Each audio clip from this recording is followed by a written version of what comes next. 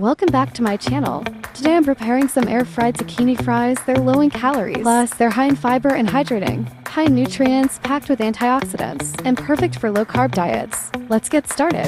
You'll need 1 medium zucchini, 1 cup all-purpose flour, 1 teaspoon paprika, 1 teaspoon garlic powder, 1 teaspoon umami seasoning blend, 2 eggs, vegetable oil for frying, salt and pepper to taste.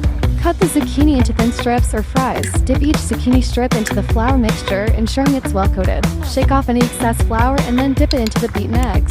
Return the zucchini to the flour mixture for a second coating. Transfer to a baking sheet. Fry the zucchini for about 2 to 3 minutes on each side or until golden brown and crispy, making sure not to overcrowd the pan. For air frying, preheat air fryer.